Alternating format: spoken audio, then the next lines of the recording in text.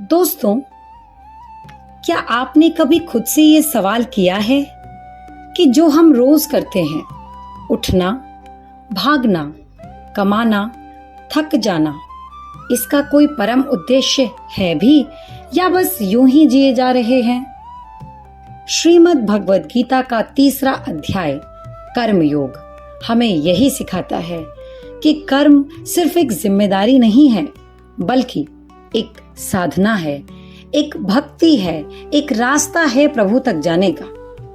यह अध्याय हमें दिखाता है कि संसार में रहते हुए भी हम कैसे आध्यात्मिक बन सकते हैं, बिना भागे, बिना त्याग किए।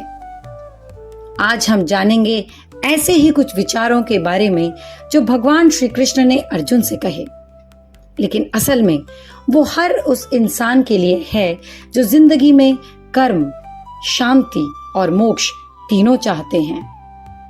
आइए वीडियो शुरू करते हैं। कोई भी मनुष्य एक क्षण के लिए भी बिना कर्म किए नहीं रह सकता।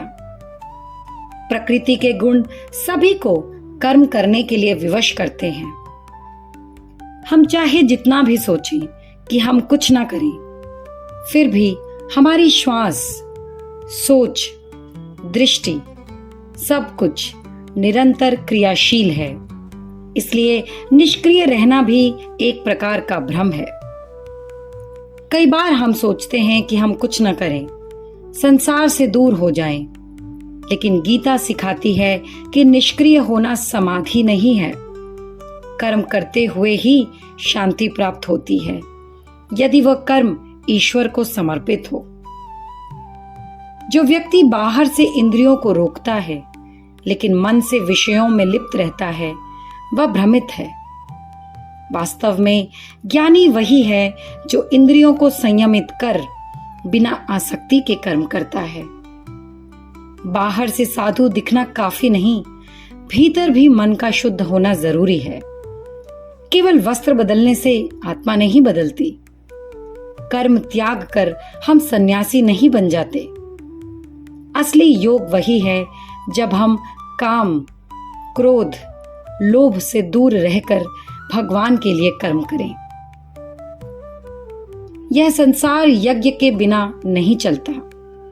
जो कर्म ईश्वर के लिए नहीं किया गया, वह बंधन का कारण बनता है। जब हम किसी भी काम को प्रभु की सेवा समझकर करते हैं, वही यज्ञ बन जाता है। घर की सेवा, काम पर मेहनत, भोजन बनाना, यह सब कुछ यज्ञ हो सकता है।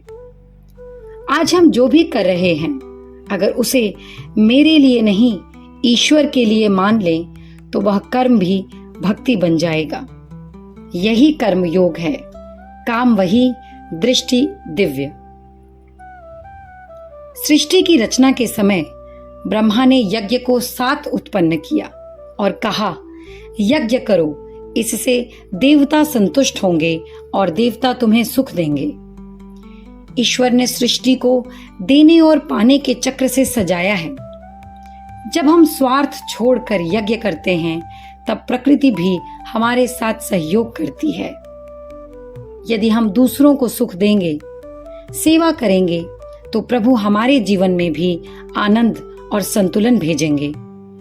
यज्ञ का अर्थ है त्याग, सेवा और समर्पण। जो व्यक्ति भगवान को अर्पित कर भोजन करता है, वह पवित्र होता है। जो ऐसा नहीं करता, वह पाप खाता है। हमारा भोजन केवल पेट भरने के लिए नहीं, आत्मा के पवित्र होने का साधन भी है। जब हम भगवान को अर्पण कर खाना खाते हैं, तभी वह प्रसाद बनता है। अगर हम हर बार भोजन से पहले भगवान से प्रार्थना करें और भोजन को प्रभु को समर्पित करें, तो वह भोजन हमारे चित्त को भी शुद्ध करता है। जो इस यज्ञ चक्र में नहीं रहता, वह व्यर्थ जीवन जीता है। वह न तो सुखी होता है, न मोक्ष को प्राप्त करता है। जीवन देना और पाना है। जब हम इस सृष्टि को कुछ लौटाते हैं, सेवा, दया, प्रेम, तभी यह चक्र चलता है। अगर हम केवल मुझे क्या मिलेगा सोचते हैं, तो भीतर शांति नहीं आएगी। पर जब हम मैं क्या दे सकता हूं सोचने लगते हैं, तभी भगवान हमारे जीवन में प्रवेश करते हैं। जो आत्मा में तृप्त हैं, जिन्हें कुछ पाने की आकांक्षा नहीं, वह वास्तव में मुक्त हैं।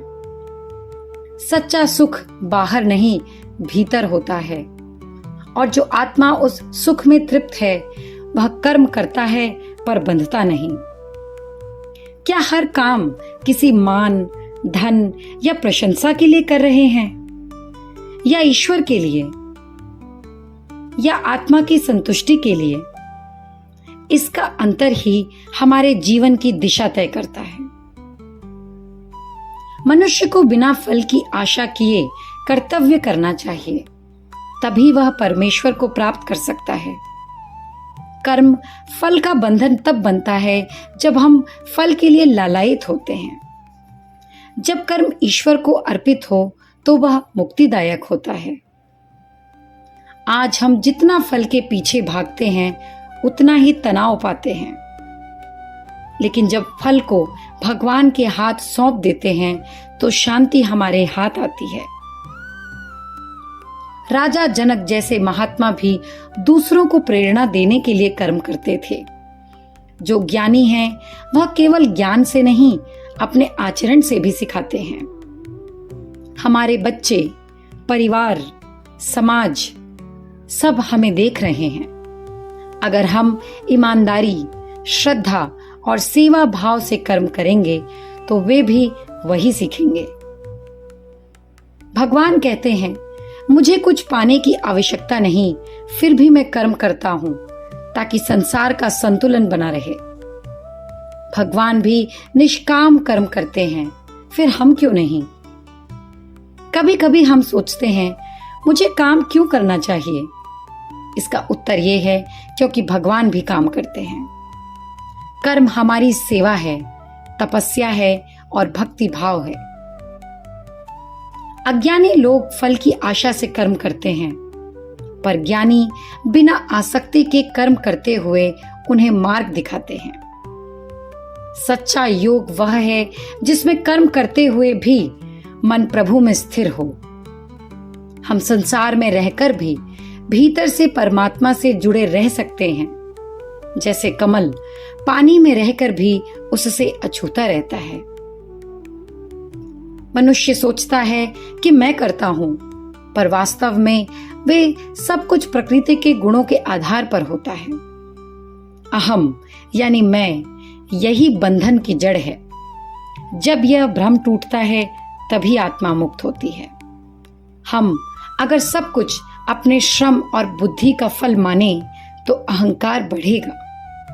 पर अगर हम समझें कि प्रभु की कृपा से ही सब हो रहा है, तो विनम्रता आएगी।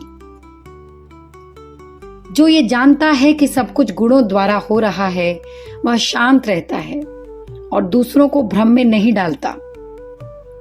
दूसरों पर क्रोध करना या स्वयं को ऊंचा समझना, यह सब इस ज्ञान की कमी से होता है। जब हम गहराई से समझें कि हर व्यक्ति प्रकृति के अनुसार चल रहा है, तब सहनशीलता आती है। क्षमा, करुणा और प्रेम, यही सब उत्पन्न होते हैं। भगवान कहते हैं, अपने सभी कर्म मुझे समर्पित कर दो। मोह, अहंकार और भय छोड़ दो। जब हम भगवान को हर कर्म का केंद्र बना लेते हैं, तब जीवन सरल हो जाता है। घर चलाना, ऑफिस जाना, परिवार संभालना, सब कुछ प्रभु को अर्पित करके करें, तब जीवन एक सुंदर पूजा बन जाएगा। इंद्रियां विषयों की ओर आकर्षित होती हैं, लेकिन हमें राग द्वेष से ऊपर उठकर धर्म के अनुसार चलना चाहिए। इंद्रियां हमें खींचती हैं, पर आत्मा तभी शांत होती है जब वह प्रभु की ओर उन्मुख होती है। हर चीज हमें खींच रही है, स्वाद, दृश्य, ध्वनि, पर क्या हम प्रभु को याद रखते हैं जब हम यह निर्णय लेते हैं? अपने धर्म का पालन करना चाहिए। हर आत्मा का एक विशिष्ट धर्म है और उसका पालन ही उसका कल्याण करता है। हम दूसरों से तुलना करना छोड़ दें। जो हमें दिया गया है वही हमारा साधन है और वही हमारी साधना है। अर्जुन पूछते हैं, हे कृष्ण, मनुष्य जानकर भी पाप क्यों करता है, जैसे कोई उसे मजबूर कर रहा हो? यह प्रश्न हम सभी के जीवन का है। हम जानते हैं कि क्या सही है, फिर भी बार बार उसी गलती की ओर क्यों जाते हैं? भगवान ने इसके उत्तर में कहा, रजोगुण से उत्पन्न काम ही पाप का कारण है। यह अग्नि की तरह जलता है। काम का अर्थ केवल शारीरिक इच्छा नहीं, बल्कि हर प्रकार की लोभ और वासना। यही हमें अधोगति की ओर ले जाती है। क्या हम कभी संतुष्ट होते हैं? जब कामनाएं हावी होती हैं तो शांति, रिश्ते, स्वास्थ्य सब बिगड़ जाते हैं।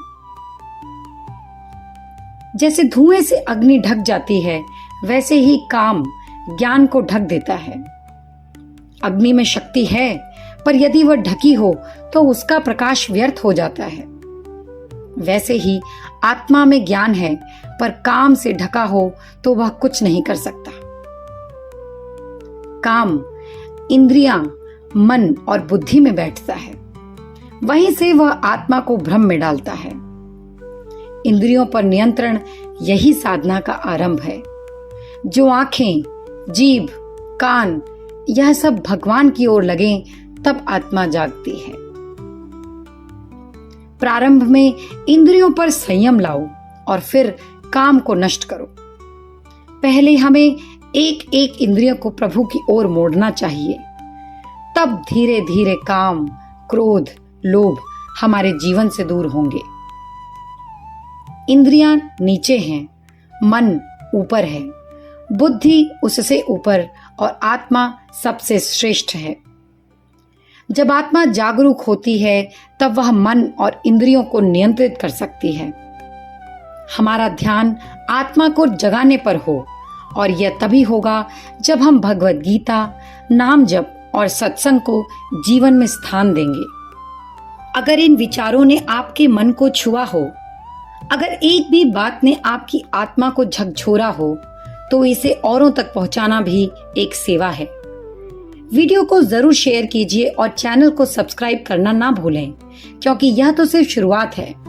हम जल्द ही लाएंगे श्रीमद् भगवत गीता के हर अध्याय से ऐसे ही गूढ़ लेकिन सरल विचार, जो जीवन को रोशनी देंगे और आत्मा को शांति।